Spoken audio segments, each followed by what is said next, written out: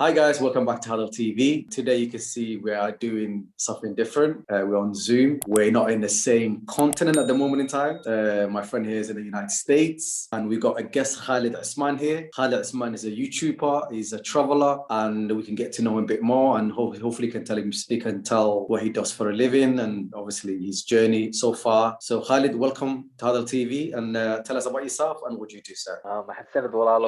Thank you. My name is Khalid Osman, aka I'm Khalid Osman. I am, like you mentioned, YouTuber, content creator, footballer, as in like recreation. Born and raised in Abu Dhabi. Lived there till I was 13. Moved from Abu Dhabi to Manchester for about 5 years or so for schooling. I was 13. Maybe one of the biggest mistakes, but anyway, we'll talk about that later. And then went to Sheffield for 2 years, Sheffield Hallam. Shout out to all the Somali Sheffielders out there. And then, yeah, back to Abu Dhabi. Worked there for a couple of years in customer service, things like that. Then did a field that I want, which was like sports. So I was a gym instructor for kids. So I got to work with kids. And then traveled for a year. So that's where the traveling really, alhamdulillah, I've been really blessed to travel to quite a few countries, 32 countries to be exact. Wow. Alhamdulillah, yeah. So a lot of it was from like childhood, alhamdulillah, with my family. We were a bit of a globetrotter. And it happened to be because most of our people lived in different South Africa, Saudi Arabia. So we had to travel for that, alhamdulillah. So did a year of traveling Southeast Asia, Southern Africa. You can check it out on my YouTube. And then Somaliland, or the Motherland, depending how you want to call it. And yeah, and then back to UK, and I'm here now. Now, just taking it back a little bit, I know we've only started speaking briefly on Instagram, and you mentioned that we used to play football at the five-a-side in Russia, for those who know where five-a-side actually is. Now, so you came to the UK when you was 13? That's correct, yeah. Okay, and like, what was life like growing up in Abu Dhabi, where you kind of grew up, as a kid, basically, and comparing it to Manchester when you came here? Very big difference. So from really you're 13-year-old, you really haven't lived a life. Do you know what I mean? Like, as in, done your own thing, gone out by, kind of thing. You're still a kid, just turned teenager. So it's just normal schooling. Went to a Pakistani schooling first, then went to a private American. That's why I probably can hear my American accent. I went to a private school there, so there were a lot of Lebanese and like American system kind of thing. So that was just schooling like that. If you want to compare to the schooling, of course, here education is better, 100%. Now, not now, before. Now it's different. Now, obviously, UAE is doing it big. Still, I would say UK just has the advantage, maybe in university level, but in schooling, kindergarten, UAE have all the top university schools. So that's from that education perspective is better. That's why I came here. From lifestyle, again, I lived my parents' lifestyle, my family lifestyle was just traveling, going out with friends. Safety, of course, was much better. Weather now. Let's talk about weather. Yeah. So, yeah. Let's not do that, mate. Let's not do that. I don't know what weather we're on at the moment in the UK. 5 minutes snowing, and the next minute is just absolutely bright, and it's freezing at the moment. It's such a confusing thing at the moment in time in the UK right now. So we can't even. Weather's the last thing I want to talk about right now. But go ahead, sir. Go ahead. But we got to. So that's the biggest difference. Of obviously, as you can guess, that's why lots of Brits go over to Dubai or UAE. Weather, it's much better there. Here, the only reason why I like snow is because I'm a skier, so I like to ski. That's the only reason why. Other than that, if I'm not on a winter holiday, snow can go back to Spain or wherever. Listen. Wait. I don't think that's gonna work past that easy. Somali guy loves skiing. Wait, where did this start? I need to hear the story of this one. We be Somali guy. He's probably the only black person I've ever heard that had like skiing, bro. Black people don't like ice. I don't care about. What is going on? No, alhamdulillah. Again, alhamdulillah. Like this, it was schooling again from when I was 13. I went to a private school here, a very small private school in Cheadle Hulme. So that's another story of trekking all the way there from Worsley. That's a but yeah, it's just school holidays. You know, they go on ski holidays, winter skiing. So I remember my sister and I are pretty much the same. We like adventure, we like going out, we like activities, we like extreme stuff. So she took me to Leeds. I think it was Leeds Escape. I don't know if you guys know it. I think that it's dry slope there. So yeah, she just took me lessons there. Next thing I know, chill factor pops up. Couple of lessons there. I only had like 4 lessons, and I went skiing holiday. Yeah, and I just loved it. I tried snowboarding. Recommendation, guys, if you guys want to go out there, don't do snowboarding. Trust me, you're gonna break a lot of bones. Skiing, you know, had a lot of scary moments. Went on black runs. So there's different levels. It's like red, blue, black, diamond, and then like off piste, basically. So alhamdulillah, a lot of scary moments. Allah was with me. One of them was just skiing and nearly just went off a cliff. I don't know how I stopped. Like the people that are with me, they were like saying, you know, angels are with you, like literally. Like, so alhamdulillah, survived that. Got an award for fastest skier learner. So yeah, it's something I haven't been for a while, but just if I prefer skiing is the one. So in terms of like, so you've compared like the education system, you know, from Abu Dhabi to here and stuff. So you were here for 5 years, you went through like private schooling and stuff. What were like your highlights in Manchester? Because you were only here for like 5 years, right?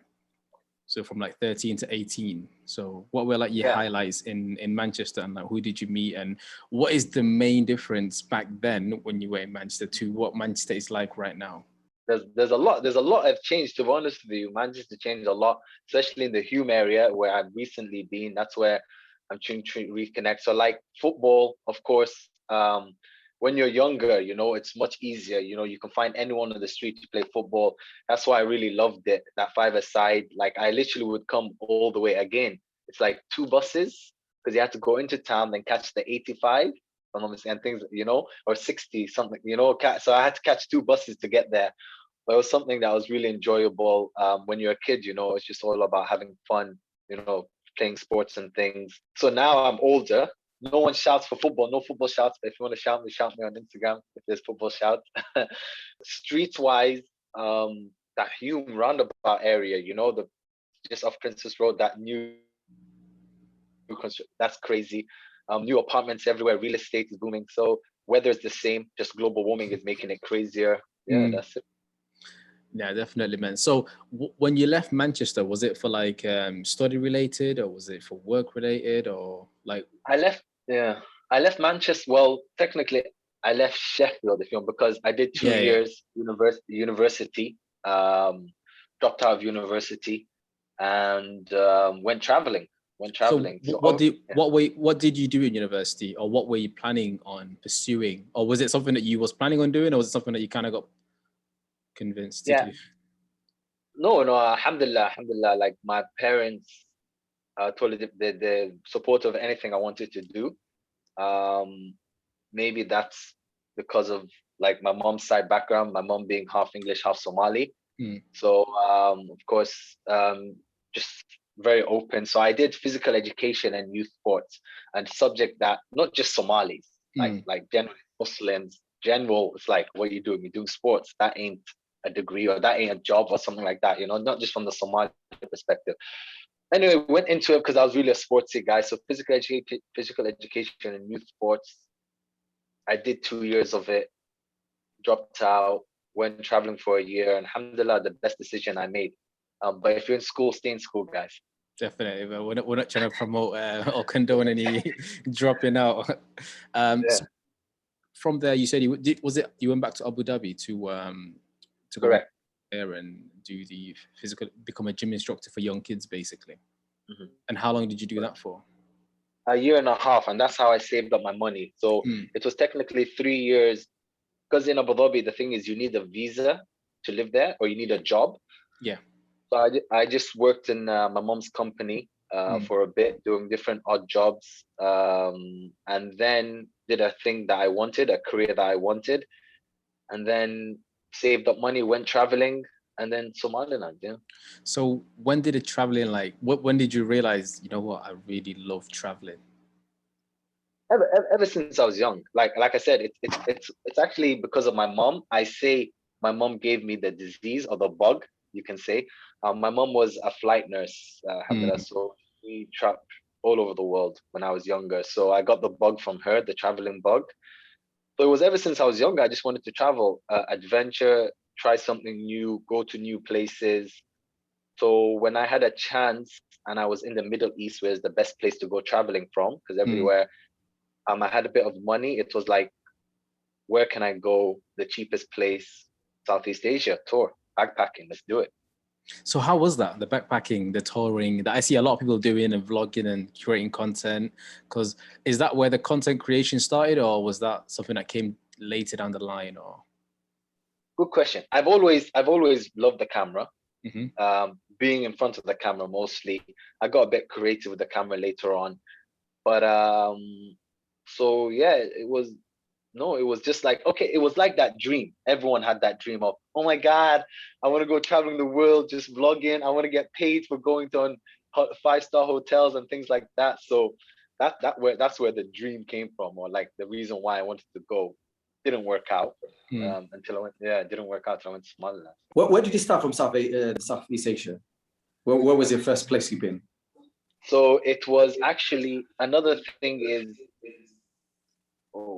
volunteering. So I went for volunteering in Thailand in a place called Ayutthaya, I think it was. So went volunteering there as a sports teacher, PE teacher for 2 weeks. And then from there went to Bangkok up to Chiang Mai, Chiang Mai across to Vietnam down, like all the way through, like from, no, sorry, wait, hang on, where am I? Bangkok, up Vietnam, then down Vietnam through like Hanoi, Hoi An, Ho Chi Minh City, which was all the way at the bottom, then Ho Chi Minh City to Cambodia, then from there to Philippines. Recommendations, go to Philippines, guys. Oh my God, except for they love eating pork, but other than that, it's an amazing place. I stayed in Philippines for a month because it was that amazing. Wow. Went travel all around, like Philippines. I'll be a while. Palau. I'll tell you the island: Cebu Island, Palawan Island, and then like the mainland. That's... Wait, you said, hey, where have you not been? Quite a few. Definitely, China. man. I want to go to China. Oh, so you've not been China? No, China's amazing. If I've been anywhere, it's China. Beijing mainly. I've not been to the south yet. It was more of a cultural, a student uni exchange for like a month and stuff like that. But yeah, nice. That was many years ago. And so, what were you using to create the content? Was it like just a regular phone camera at the beginning, or did you have like a designated camera? Or correct? No, it was just my phone. Wallahi, it was my dad's phone actually. Oh wow! A Samsung S4, is it? You know, S4. I think it was S4. Yeah. Samsung S4, decent camera, decent front, I think, and everything. Yeah, it was that for a while. Went to Bangkok, bought myself a Vivo 2 or something like that. The one that was the first 20 megapixel front camera. Okay. The first camera ever. Okay. It's the first camera ever to have 20 megapixel in the front, like front facing selfie camera. Got that because I was thinking, yeah, vlogger. Lost that. Let's not go into that. Got myself another one.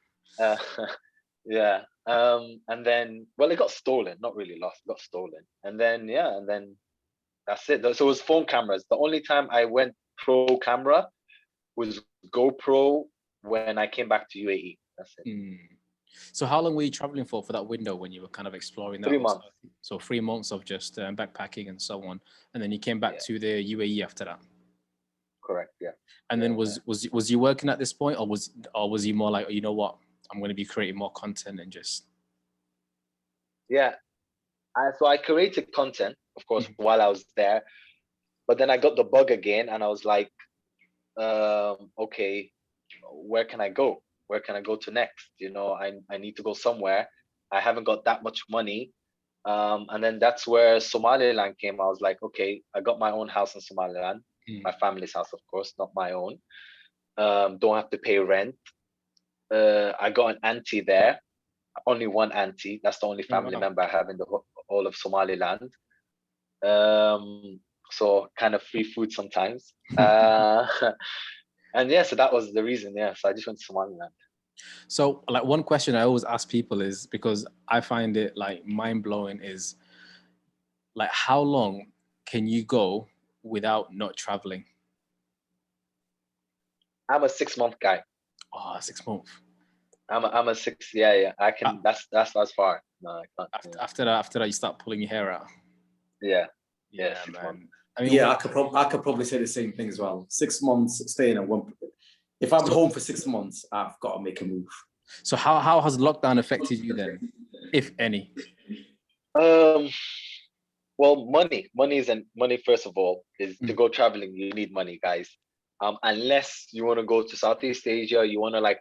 Again, I was at that age. I was thinking of, oh no, career-wise, if I'm gonna work somewhere, I need a career. I can't stay here forever. Even though I could have kept traveling in Southeast Asia, working in hostels, in restaurants, in other things like that, service for room accommodation, board, and things like that.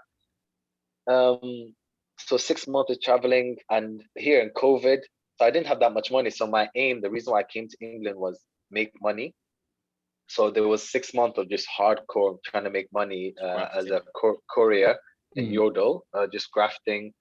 Yeah, and Australia was meant to be on the pipeline, but then obviously they locked down. Oh yeah, hard. They locked down very hard at the beginning. Very hard. They still locked down very hard. But yeah. So they're not letting people in, but I'm sure they've eased restrictions a little bit, or is that just for their own citizens, or?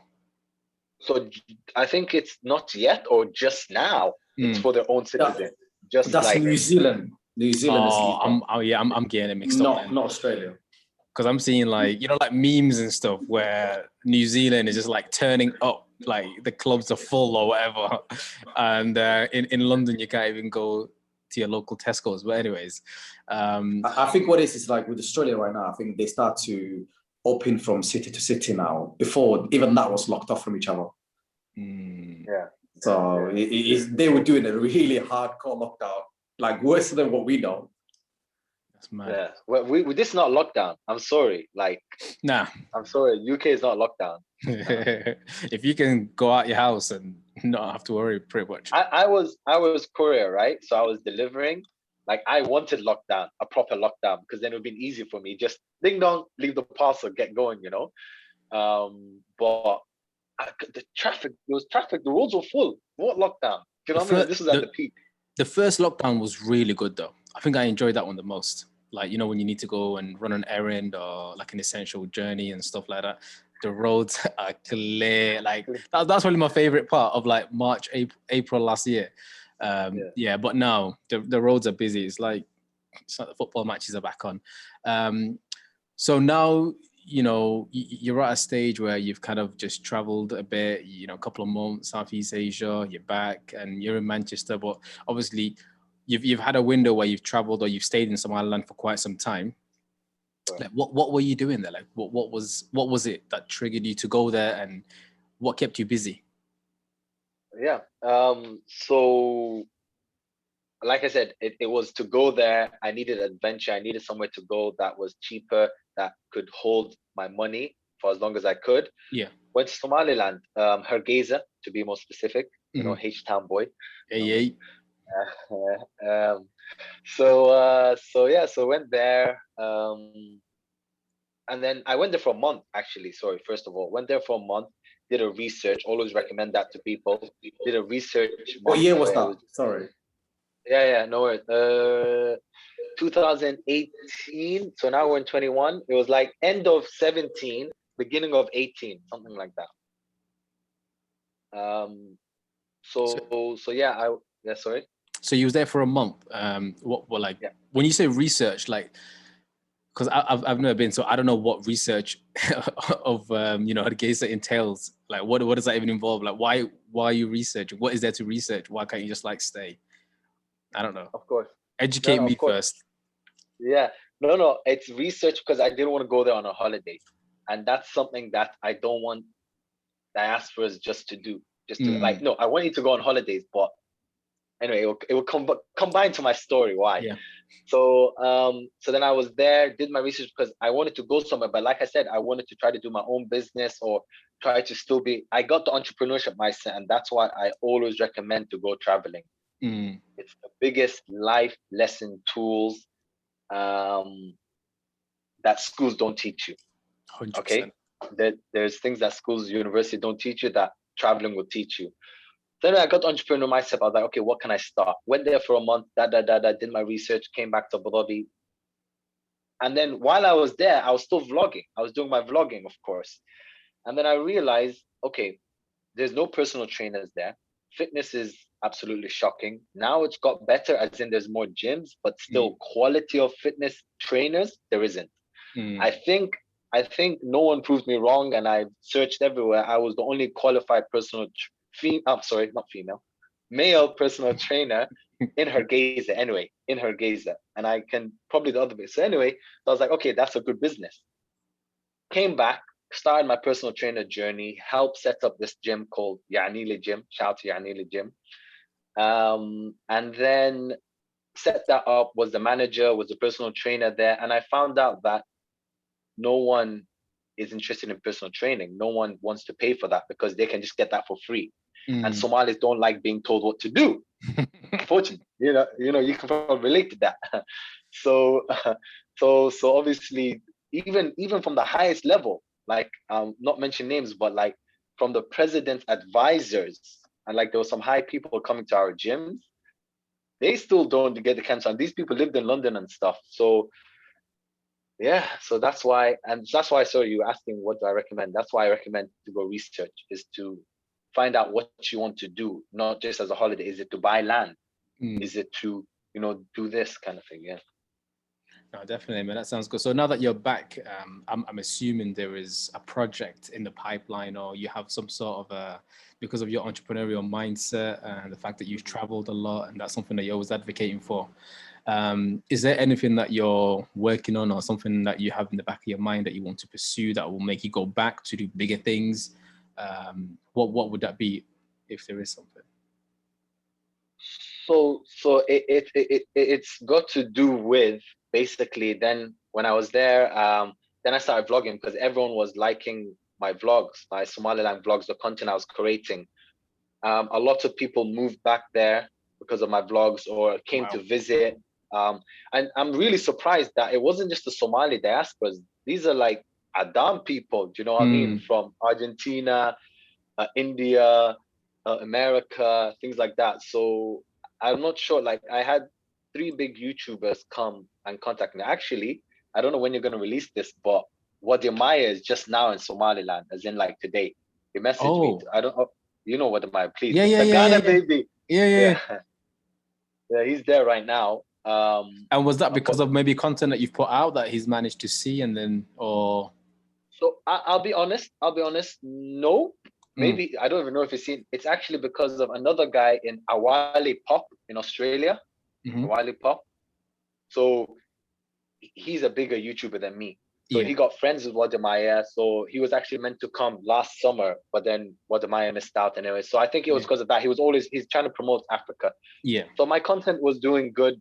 So then I changed from personal training to YouTuber or content creator, making content on Instagram, promoting the country.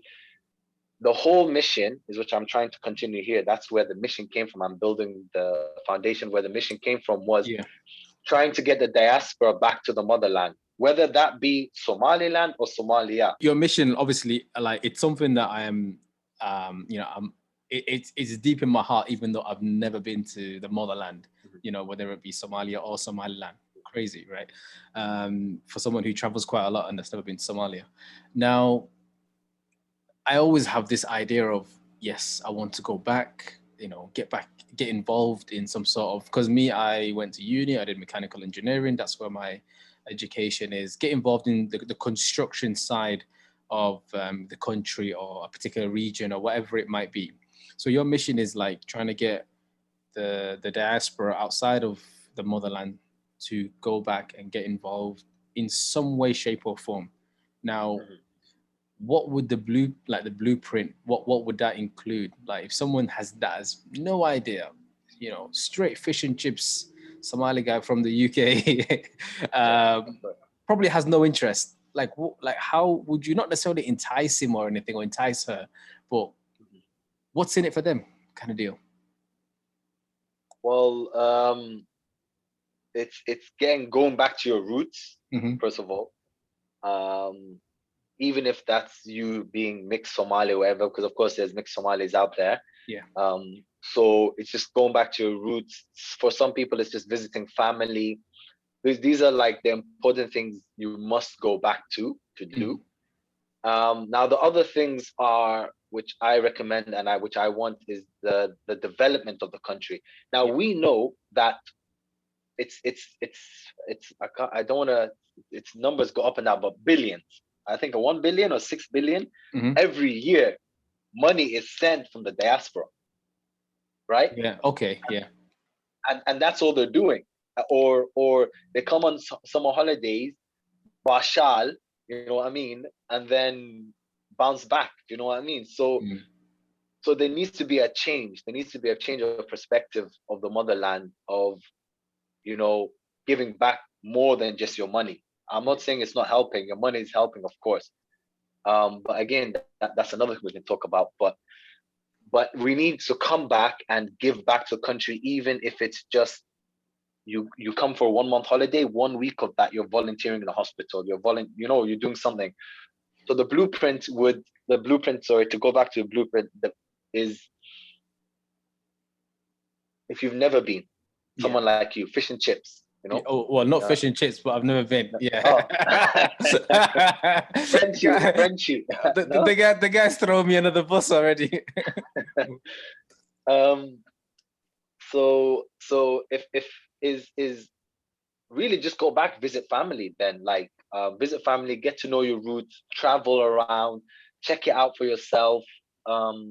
First time, okay, I wouldn't recommend maybe start a business and things like that. Yeah. But open your eyes to, how can I make this country better while you're bashaling, at least. You know what I mean? That's the first people who have never been there.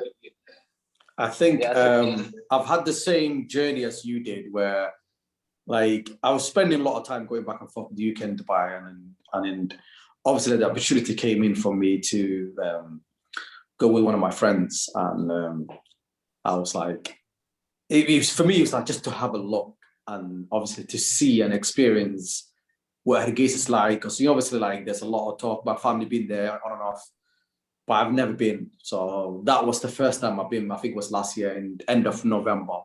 I was there for not for long, but I think my journey was just to open my eyes and actually see what is going on in the country, how it is, and I loved it. And to be honest with you, since that day that I left, I've been thinking about investing, maybe buying a land, maybe just, having a house there. And I think we had this conversation on the phone, and it kind of changed my mindset, because before, all I was thinking about was would I want to have a spot in Dubai, or somehow some foothold in Dubai if I leave the UK, or I don't know if I want to leave the UK, but my thinking was as far as Dubai. But now it's definitely kind of extending that. Yeah, extended. And now me seeing Hargeisa kind of change, because I think my friend took me there, and he was his whole attention was to show me what was going on over there, and because he goes there quite on and off quite a lot for business. So yeah, I think it's an eye opener, and I think I recommend that for everyone to have a look and to go there. It will teach you a lot, and to actually to see what's going on over there. Now you do have a lot of negative stuff and stuff like that, but I think once you experience it yourself, you probably love it, and it kind of changes. Why not? Why can you not do something over there? Why can you not? And I think that's the things that are missing. I can see what you were saying before.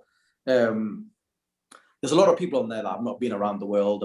I've got the business model or the education, and I think they can be very useful. When it comes to business, if it comes to a lot of people study work in hospitals and stuff like that. So it can be very, very asset to the country. It really can be. It can make a difference. So yeah, I think it is. We need to take the fish and chips over there as well with us next time we go back. We're talking about you, mate. with I gravy. think With gravy. I think I set myself up for that fish and chips. Yes, you did. You brought that out, mate. I'm always the goat, man. I always get roasted. But yeah, man. So just a quick one, Khalid. In terms of was that your first time going when you went to do research? But no, so alhamdulillah, again, part of a family of travelers. We used to go back to Hargeisa like every 4 years when I was a kid. This is actually before 13. Mm-hmm. Yeah, no, until I was 15 probably. Every 4 years or so we would go back. England was like an every summer thing. That's why I came here, because to me in my head, England was a fun place. Yay. Yeah.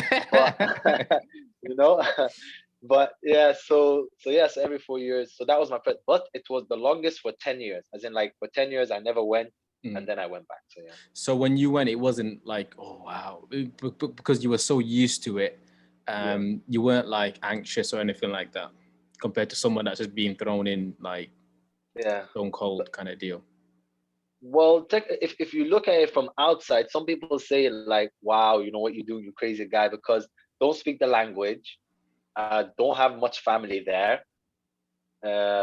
haven't been there for 10 years. So I was thrown in, but at the end of the day, alhamdulillah, it's a personality thing. Some people like traveler, you know, you adjust very quick. If it's someone that never traveled and they're always next to their hoyo, mama's boy, you know, then it'll be tough.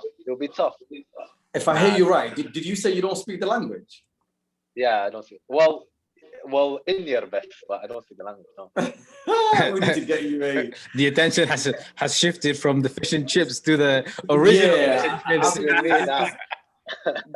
This changes everything now. So how was it what was the experience like? Like, if you didn't speak this language, what was it like for you? Was it like, and I can tell you now, like, they do speak very, very quickly as well. Yeah.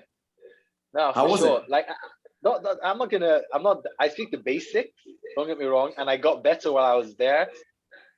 It was fine. I'm telling you, it's fine, because let me, people are going to roast me here, like, oh my God, this guy doesn't speak his language. You just have to know, though, that my mom's half English, half Somali. My dad's Yemeni Somali. So I've got all the mix. So really, I'm half Somali. So I still got my English and my Arabic. So just in case people try to roast me on here. That's all right. You mean you speak Arabic as well? So yeah, I speak fluent Arabic and English. So yeah, sorry, go back to Somaliland. They're educated, alhamdulillah. So they're like basic English and then Arabic. You put them together with some Salt Bay of a Somali. Some Hawaji in that. That's it, man. Hawash Somali, you know, you're good. Like, you can get through. The worst bit is actually if you try to speak Somali there, that's when you get this. And that's when, like me, people were dissing me. I'm sure they're dissing on the street, saying things, you know. I could probably guess some of it, but obviously I don't speak, so I don't understand it. So you just like keep walking, like, all right. You know? It's a plus in a way. Talking about Somalia, what was the most fun things that you've done in Hargeisa, or you would recommend to other people? Of course. Yeah, it's visit, of course, Las Gale. So that's just 45 minutes drive out of Hargeisa. Dummel Hotel. This ain't a sponsored ad, but Dummel Hotel, because it is last time I was there, I don't know if it's crazy, things are developing. It's the tallest building in the town center, or even in Hargeisa, and I call it it is the tallest restaurant in Hargeisa. It's on the 3rd floor, so you get a nice view basically. So that's a must. They got the best burgers when they had the best chef, Kenyan chef. Shout out to my boy Tony. But now they still have Yahya, Syrian chef. He's good, but I don't know how the burgers are. But the burgers are their top thingy. Wallahi, bro, like, if you just want the general thing, it's just restaurant cafes. That's there's nothing much to do. Oh, no, sorry, astaghfirullah. Now there's pool. There's one in Jigjigir. There's one in Souk. There's one right now, a pool, a PlayStation 4 place, table tennis, foosball in Souk Hosa, opposite Bank of Somaliland. the mosque in town, Al-Fajr, like bookshop in the alleyway, VIP shop, the ladies' place, the next door downstairs. Really cool place. So those are the things to do, and that's why we need more intimacy. So those are the fun things. Then get out of, another big recommendation is get out of Hargeisa, Berbera. Again, this is your options, Demal or Mansour. Demal's in city center. I always recommend it, not sponsored, because it's nice to walk around and things like that. Nice, easy place. There's cheaper hotels, by the way, $10. There's cheaper hotels, don't get me wrong. Wow. It's just diaspora, they like to splash the money. And then the beach over there. Now, if you really want, there's also horse riding and quad biking. Go-karting, just outside Hargeisa towards the plain, Sinai. It's called Sinai, I think, just behind the airport. I'm just nodding my head in agreement, but yeah. I've got vlogs on all of these anyway. Okay. I've been to some of the places that you just said, so I'm familiar with some of them. Oh, yo, there's crazy places now that I've never been, by the way, guys. So I can't even say the names of these places, but you should definitely check out my girl, Samaya Hashi, aka the Somaliland Tourist. Is that Canadian, on YouTube? Yeah, that's on YouTube. Okay, Canadian girl. She's doing it big. Alhamdulillah, it was perfect. Like, I just left the country and she just came in. She's doing it a bit different to me, but she has a cool mom. Shout out to her mom as well. She's like really cool mom. So they show you everything from agriculture, farming, sustainable, and they go to create, there's waterfalls. Supposedly not too far, there's waterfalls. 45 minutes away from Berbera, there's the Miracle Springs. They call it the Miracle Springs, aka the hot springs. So there's a lot of things to do actually that I'm not telling you, or you don't even see on my vlogs. It's just, the problem is it's not easily accessible. That's the only problem. So for people that are there 1 week, 2 weeks, it's going to be tough unless you really plan it and stuff. So yeah, so those are the fun things to do. So on two hands, there is nothing much to do, but then there's also a lot to do, but it's tough to do. You know what I mean? Nice. Sounds like there's a lot of hidden gems there. Obviously, it's just that we don't see it as much as what we see like other countries, like the Dubai that you see everywhere plastered on your socials and stuff like this. And it just makes me wonder, like, maybe why have I not been before? Do you know what I mean? That sort of conversation. But now it's definitely on the cards in the very, very near future. But that's the thing. Whoa, that's the thing. Hold up. Wait a minute. But just before Ramadan, it's not yet a second. I can sing and dance. But yeah, so that's a question. I'm going to turn the tables. If you don't mind, is that all right? No, go ahead. Is that okay, Asad? Go ahead, yes. Yes, all right. So so this will lead on to what I'm doing here in Manchester, what I want to do. So my question to you, first of all, Ahmed, is how come you've never been? Like, what is there stopping you? There isn't really anything stopping me as per se, basically, but there hasn't really been a reason for me to go. Like, yes, there is a lot of my family, they've immigrated out of the country due to the civil war and stuff. So I know more about my family that are outside of Somalia than are in Somalia. Okay. The only people that I know that are in Somalia or Somaliland, it's just the kind of stuff that you see on your socials or through the WhatsApp groups. It's mainly around Ramadan times. We collect money to send to the family back home. So there isn't really a connection. I mean, I've never been. I was born in Saudi, came to the UK at the age of 10, and then lived happily ever after, just like Cinderella. But that sort of thing. But now, as I'm growing and as I'm getting older, as I'm getting wiser, kind of deal, it's definitely on the cards more and more. Not just to kind of go and research and learn about, but to definitely get involved in many different ways, shape or form, basically. But that's kind of like where I'm standing with it at the moment. Okay.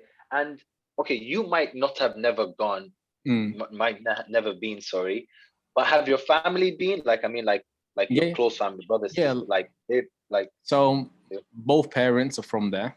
So they were born there, they were raised there. They went back. Did they go back a lot? I mean, like visit? No. Go back, no. Oh, okay. So So that's a bit tough. That's a bit So, tough. so Then, there is a bit of a gap somewhere where the visiting, and we're from the south where things are a bit tricky, or they have been very tricky in the past. So if I was to go, I'd probably go to Somaliland. yeah. I don't Okay, know. so but that's another reason. That's yeah. another okay. That's another topic. Yeah. But okay, so now I see. Now I see. But all right. So then, what would I was about to say a word. What? It's not a bad word, but No, it's fine. It's fine. no. What other than the problems in Somalia or Somaliland or whatever that like other than that, so if is that the only thing that stopped you, like what would you like to see, what would entice you to go back? That's my thing. Other than, that's what I mean, if it was secure and everything, like what would entice you to go back? If there's been 12 months and you haven't heard about, let's say, a bombing or something, I'd probably go there, you know, the following 12 months, because it's like every time you're really excited and stuff, and then boom, something happens. And you're like, wow, so close to like a specific region or whatever it is that you're connected with. And then you start to question and doubt yourselves. Not just me personally, but these are kind of conversations that me and other family members have quite frequently. So it's a hit and miss, but I'm more leaning towards going now than not going, if that makes sense. Yeah, of course. So Asad, are you, let's see, are you from the north or south, or Somaliland, Somalia? From north. I'm from north. Okay. Where about? My dad's from the north. He's from Bor'o, and my mom's from Puntland. So okay, I'm north. North. Yeah, that's okay. So what is, like, have you been back? Oh, you've been back, of course. So yeah, like, I mean, I think it was November last year for the first time. Okay. But I think it took me a very long time to go back, even though my family was been going back and forth.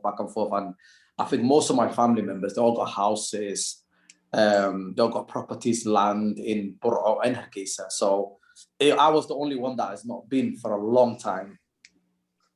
And okay. I just didn't come around to it until very recently.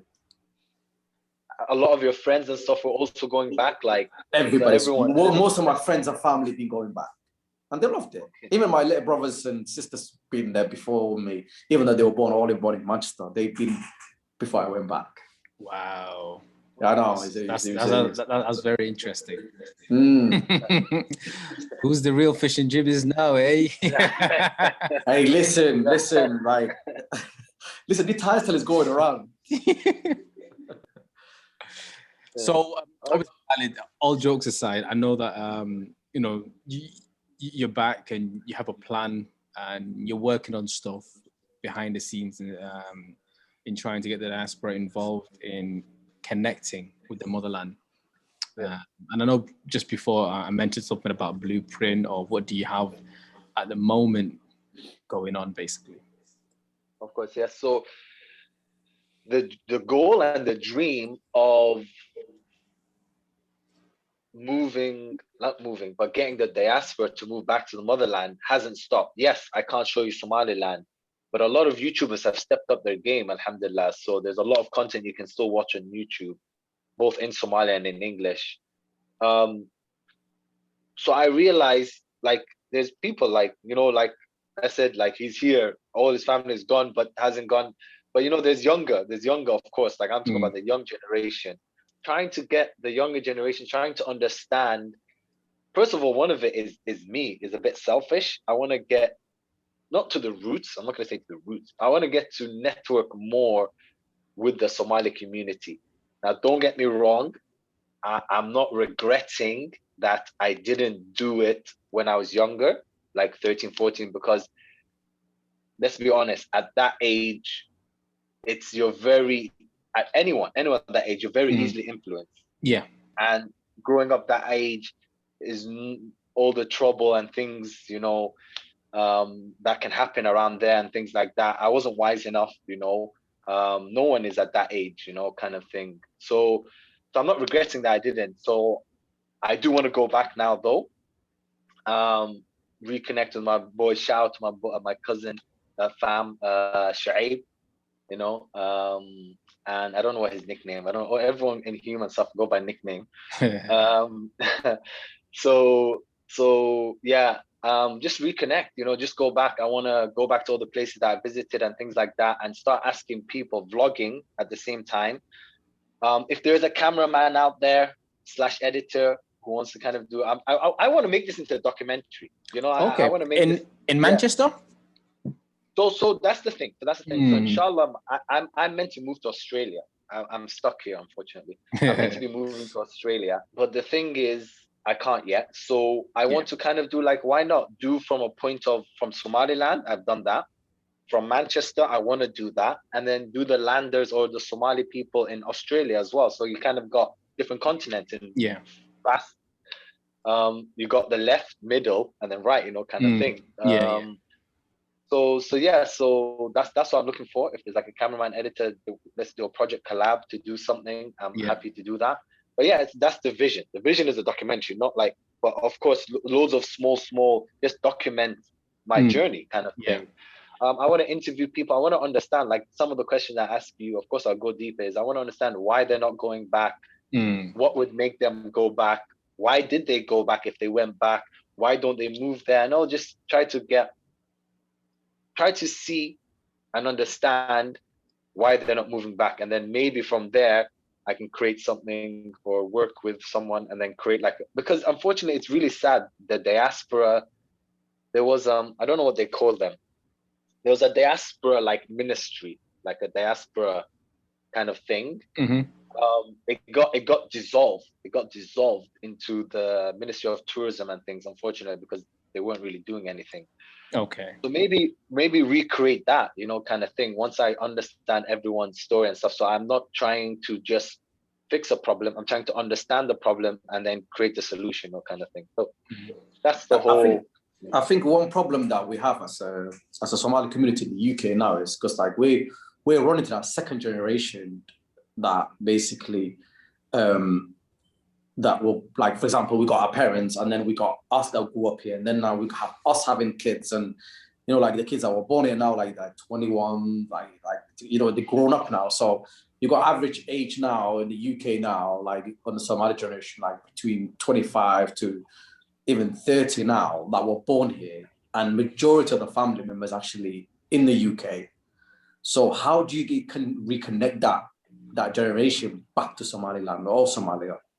That is going to be the question, because like Ahmed said earlier on, all of his parents are here and I'm there, and so they're even in places like that. So it doesn't have an immediate family that he's connected to back home. So there's a lot of people in that position right now where their grandparents, their mom, dad, everybody's in the UK. So it's like all the places that was here. So how do you get that connection? Back to, do you know what I mean? It's like it's a tough one, but I think it will be down to the parents if they go back or they retire back home. I think this is something that I think the Somali community should do, and I think it's good for our older people as well. There is no point of retiring in this country where there's freezing, where it's not good for them, it's not good for their health. And I think, like, only Lehi can help anybody or can make their life longer or more healthier. But I am 100% sure, like when you reach age of 60, 70, I think that Somalia would be the place to be, because, like, they can get that sun, they can get that clean air, they can get that fresh food. I think it will be good for them, for their health. And I think that could create the back to connection, like where the older people actually going back there, they're retiring over there, and that could make a channel open. No, definitely. There's a lot of questions that need answers, and I think with Khalid, like the project or the thing that you're trying to do, or that you will eventually do, I think it's going to have a lot of those answers in there somehow. In however you collate this and do this. Yes, I'll definitely link you with a few people. I'm in that little world of like photography mainly, but I do know a few people who in the videography editing side of things. And yeah, that's something that we'll definitely speak about, and maybe arrange a Zoom that's completely separate to this from HadalTV as well. But it'll be very, yeah. I mean, I would be very excited to watch whatever it is that you do anyways. I heard things, of course, like I said, I'm not in the Somali community much, but I heard the Somali community is not very tight, or like, here anyway. I know in Somaliland, for example, where that's the first time I really mixed with a Somali community. It's the country, you know. Yeah. You scratch my back, I scratch your back. It's not what you know, it's who you know, you know, kind of thing. Yeah. So I didn't know all of that dragged back onto here, but I've only heard it from a couple of people. Like, I'm just saying this from one or two people. Like, some saying that is a fact, but and I can see it though. I'm sorry, but I can see it. To be honest, is look at the Asians. You know, everyone's. Let's not even go to the Jews, but they're the tightest. They're the ones that are killing it the most. You know what I mean? Yeah. Because they work together. Together. They're like, they support each other and stuff like that. Yeah. But then from the Arabs to the Asians, look at their community. You know, the mosques that the Asians are building. Some people might say, good. You know, they're killing it. You know what I mean? So it's I need to understand, why is there's no that gel with the Somali community. Maybe, I don't know if it's a long answer, then don't tell me now. But if it's short, maybe you can. I mean, I personally don't have an immediate answer to that, but it is maybe something to do with how long we've been here and the generational gap that's happening. But yeah, it's definitely something that we need to explore. I think there is a connection. There's the Somali community is tied, like, to my opinion, but they are tied on stuff that is not very useful to the community.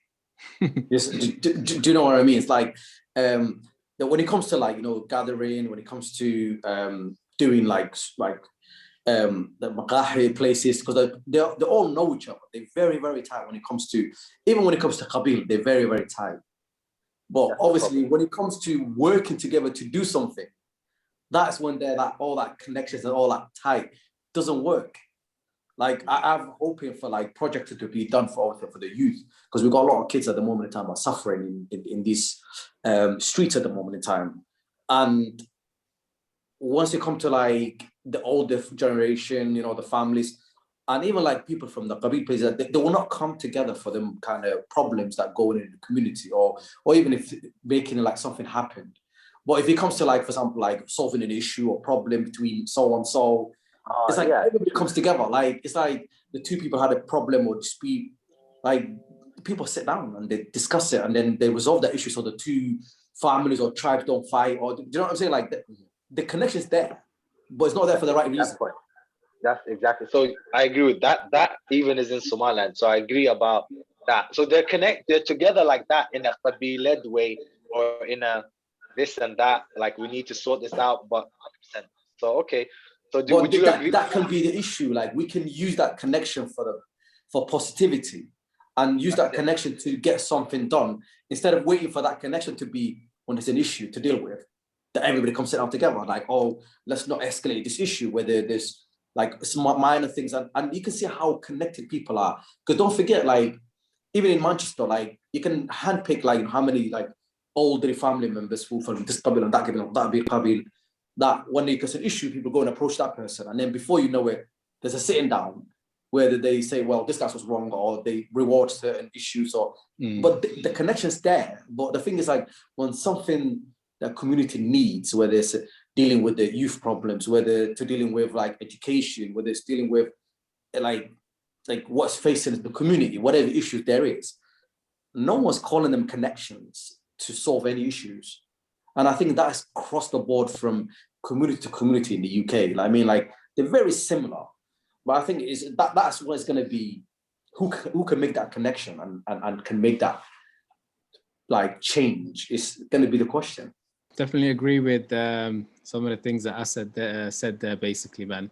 But in terms of like the immediate future, like, what's next for you? I'm trying to rebuild myself in Manchester, if do you know what I mean? In a UK, like, get a molding of the UK, but you know, kind of thing. So, like, trying to network more. COVID's not helping. Alhamdulillah, 12th of thingy came, like, today. It just opened up. So I network more. That's what I want to do. Collab more, do more work. So that I'm only doing it 3 times a week here to work on myself more. Cryptocurrency as well. You know, get on that, guys. I see you're busy, man. You're busy. Now, what advice would you give to someone that never travels, not interested, or maybe they think it's a lot of hassle? they think it costs a lot of money. These are the kind of people that I sometimes come across. You know, they work at a place for like 10 years, never left the country. Wallahi, it's anything in life that I do, I always advise people is start small. From anything, gym, start small. So in the travel perspective, let's stick to travel, is if you've never traveled or you're scared of traveling, everything, you can just start small. Some quick advice is start small in the UK, Lake District, Peak District, when the weather's nice, of course. Then scale up, Glasgow, Edinburgh, Cardiff, you know, obviously not the cities like outside, but I don't know what you know what I mean. No, I totally understand. Like the Ben Nevis and stuff like that, yeah. And the peaks and all them, the seven Highland Walk of West Highland Walk. Are we still talking about Scotland? Yes, that's Scotland. West Highland Walk is a good one. There's a place called the Isle of Skye. But anyways, I'll send you images later on. Yeah. So start small like that. You know what I mean? And then for the people who have done UK and stuff like that, travel Europe. Now travel with Europe, but in a group. So if you're girls, go girls, you know, trip, things like that. Always group, always minimum 2 as a beginner traveler. When you're going abroad, always do your research beforehand. I am a guy who I don't like tour packages. I don't like that. That's just my preference. I agree. I'm not. It depends. If you're really scared, a scaredy cat, do a tour package. If you're a bit confident, go in a group, do your own thing. Bit of research. Google has everything. AI, speak to Alexa. Alexa, where's a nice hot plate? You know what I mean? Yeah. So like it's that simple, but just do your own research. It's very important. Research. Hostels. Don't be scared of hostels, guys. You do not need hotels. Trust me. You'd be surprised at some of the hostels out there, man. In Southeast Asia, you're killing $4 for a night, swimming pool, like a bar club. You're telling me you get a swimming pool for $4 a night? Yeah, exactly. Send me the link, bro. I was sleeping with like 32 people. Yeah, who cares? But party, you know, vibe, like it's nice. So yeah, that's that. Then just scale up, go bigger, travel bigger. Another recommendation for people who have family who are living in other countries, USA, Africa, Middle East, go visit your family. You don't need anyone. You have family there. Even if you're scared, go to their house, stay in their house. You're building up the confidence of traveling. Now, if you're scared of planes, that I have no recommendation. Get therapy for that. No advice there. That's a whole different conversation. Listen, if you're scared of planes, the other advice would be you can go by car. I mean, the best experience I've had on holiday was going from Manchester to Agadir in Morocco by car. That's nice. Nice. I hear that a lot. You know what I mean? That was just amazing. I mean, we spent time in Paris, we spent time in Barcelona, and we were driving the rest of the time. But that was just something else. Like I've never expected. How long was the trip to get there? 2 days? How much? It took us 3 days, like maybe one extra night. That's nice. But we were driving non-stop. Like we stopped in France and in Spain. How much was it, do you think, if you had to just quickly? No one was counting anything. Just chip in fuel. Big mistake. we had a big car as well. I think the petrol was killing, so like nobody knows what we were spending. We were just filling up when we need the chance. We were eating when we did, but we were sleeping in the car most of the time. Oh, okay. We had a good sized car, so that was an amazing experience. Yeah, stuff like that is really amazing, man. It's beautiful. I mean, like a road trip, I recommend that. I think it's better than going on a plane, 100%. Like you go to like places that you never expect to see. You know what I mean? People were surprised to see us, like in small little towns, we're trying to get petrol and stuff like that. They look at you like you're an alien. I know how that feels for sure. Yeah. So Khalid, where can people find you on the socials, on the internet, on the online world? Yeah. Like that? Of course. So unfortunately, I'm less active on YouTube. I've got so many videos for Somaliland and things that need editing. I just don't like editing. Like, I'm not gonna lie. It's not a CBA. Yeah. I don't like editing.